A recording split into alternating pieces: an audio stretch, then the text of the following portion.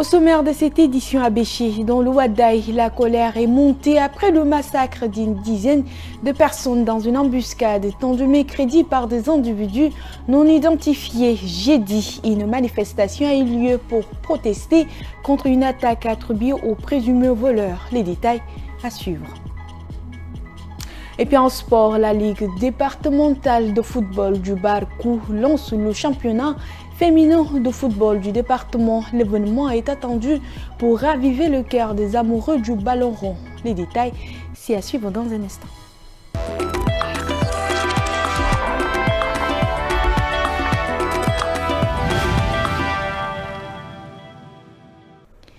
Bonsoir et bienvenue à toutes et à tous. Ouvrons cette édition par cette information. Dans le Ouaddaï, la tension monte après une embuscade mortelle attribuée à des présumés voleurs à N'Djamena.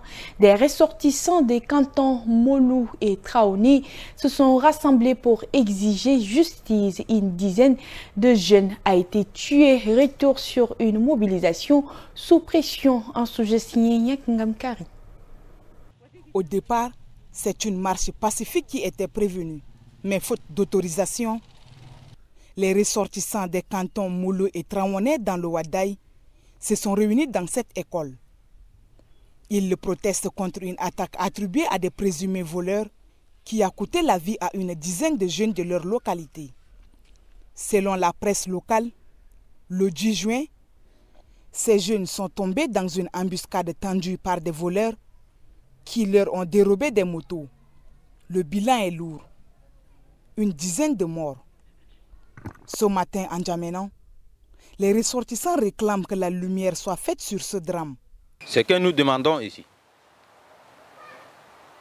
au ministre de la Sécurité publique, au ministre de la Justice, au-delà au président de la République, le maréchal Mohamed Idriss Déby, de prendre la responsabilité de nous aider et rendre la justice aux victimes.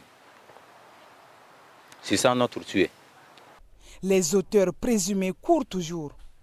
Une enquête est en cours.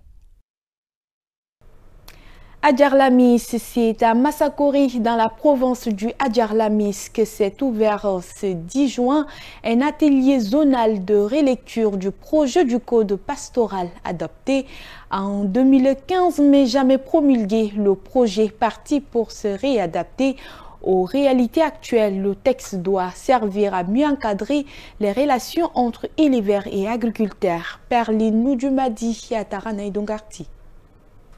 Venus de 4 provinces, Bar El Ghazel, Adjarlamis, Kanem et Lac, des représentants de la société civile, des éleveurs et des agriculteurs participent à cette concertation.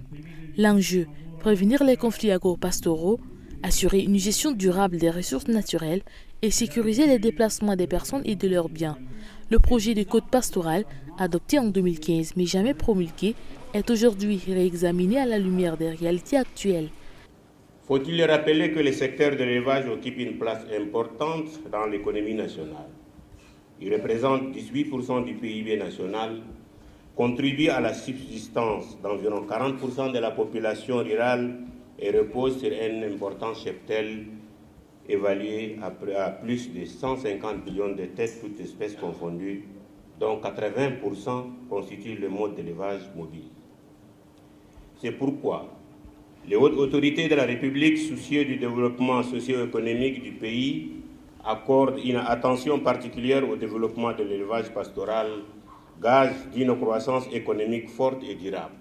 Le ministre insiste sur l'importance de ce texte pour garantir un accès équitable aux terres et aux ressources dans le respect de la Constitution. L'atelier se tient sur 2 jours autour de 3 grands axes: les défis du pastoralisme, la gestion de l'espace et les droits d'accès aux ressources naturelles.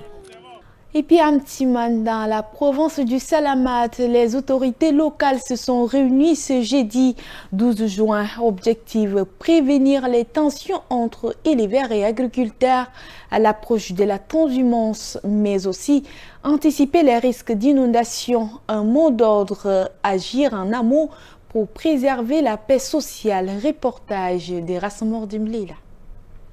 À Amtimon, c'est toute la chaîne administrative et communautaire qui est mobilisée. Dans la grande salle de la mairie, le délégué général du gouvernement auprès de la province du Salamat, Dr Satadim Sixé Noël, a réuni sous-préfets, chefs traditionnels, leaders religieux, forces de sécurité et représentants des éleveurs et agriculteurs. L'objectif est clair, éviter les conflits entre communautés, surtout pendant cette période sensible où les troupeaux entament leur déplacement saisonnier.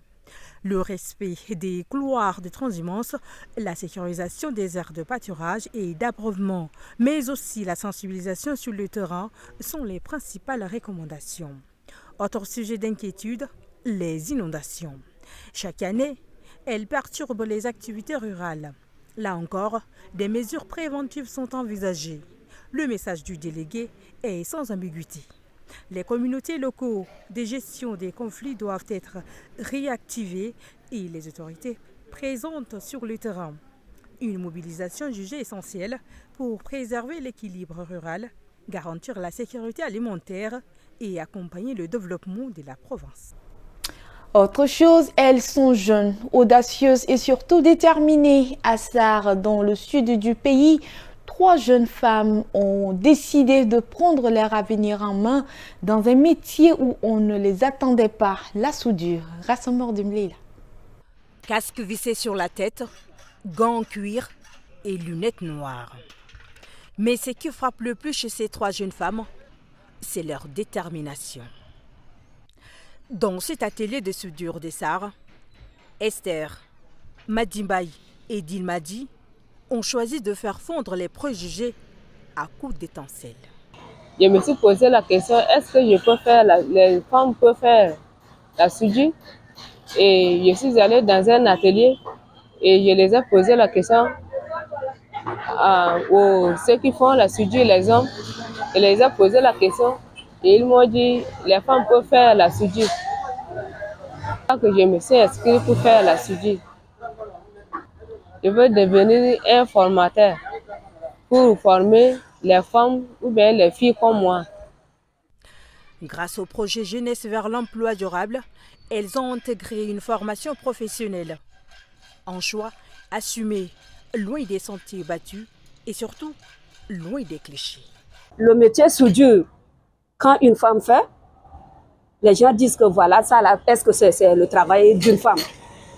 Mais aujourd'hui, on a peur. On a peur. Début, on a peur. Est-ce qu'on peut faire ça? Mais maintenant, aujourd'hui, on a vu là, c'est un travail très simple. Moi, je vais ici de 7h, je travaille jusqu'à 17h, je rentre, je prépare bien pour mes enfants, même mon mari, j'habite bien mes enfants, même le foyer, je fais normalement. Après, le soir, je me repose. Chaque jour, elles prouvent que le courage n'a pas de genre. Et leur ambition est claire. Ouvrir leur propre atelier et transmettre le flambeau à d'autres jeunes filles. En forgeant le métal, elles façonnent aussi leur avenir. Un avenir où les femmes ont toute leur place, même dans les métiers les plus inattendus. À Doba, les jeunes du quartier Bédogo ont répondu à l'appel lancé par la mairie. Objectif, nettoyer les caniveaux obstrués avant la saison des pluies. Une opération citoyenne saluée comme un exemple d'engagement communautaire. Reportage. Ce 12 juin à Doba, la mobilisation est totale dans le quartier Bédogo, situé dans le 3e arrondissement. Armés de pelles, de houes, de brouettes et de râteaux, les jeunes du quartier ont lancé une opération de curage des caniveaux. Et comme nous le savons tous, dans ce pays, si on peut compter sur le gouvernement, ça ne peut pas marcher. C'est pourquoi chaque année, pendant la saison pluvieuse, là, nous les jeunes, on se réunit et puis nous sommes en train de curer les caniveaux là, chaque année. Et si on peut compter sur le gouvernement, ça ne peut pas aller. Et compte tenu de l'initiative de maire de la ville actuelle, nous les jeunes de maintenant, nous voudrions aussi les aider dans leurs activités pour qu'ils réussissent, parce que le gouvernement est en train de mettre le bâton sur les roues pour qu'ils ne peuvent pas mener leurs activités d'une manière concrète. Mais nous voulons les aider pour que la ville soit quand même propre. Les axes concernés vont de la route bitumée menant au lycée Pascal Youad Mnadi jusqu'au marché moderne, en passant par la paroisse Saint-Dominique Savio. Des caniveaux souvent bouchés où s'entassent ordures et eaux usées, empêchant l'écoulement naturel lors des pluies.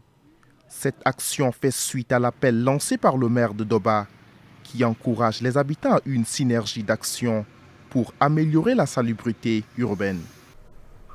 Et puis pour finir, la Ligue départementale de football du Barcou a officiellement lancé au stade municipal de Sarre le championnat féminin de football du département. Un événement très attendu qui signe la relance d'une compétition à l'arrêt depuis 2019 pour raisons financières. Reportage signé Farel Brian Dokula Mbelasmi Manuel.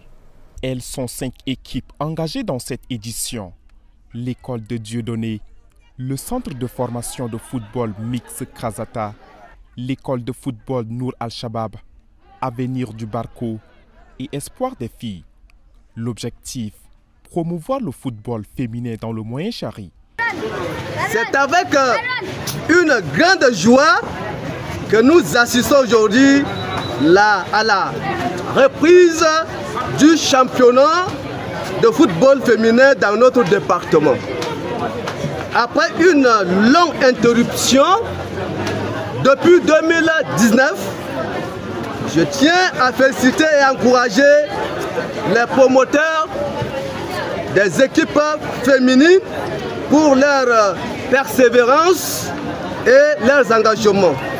Ce lancement marque un nouveau départ pour le football féminin dans le département, avec l'espoir de révéler une nouvelle génération de talents. Le match d'ouverture a opposé le centre Krasata à l'équipe de l'Avenir du Barco. Victoire sans appel de Krasata, 3-0. C'est avec cet élément que s'achève cette édition dédiée à l'actualité dans nos provinces. Merci de l'avoir suivi et restez de notre pour vivre l'actualité en continu.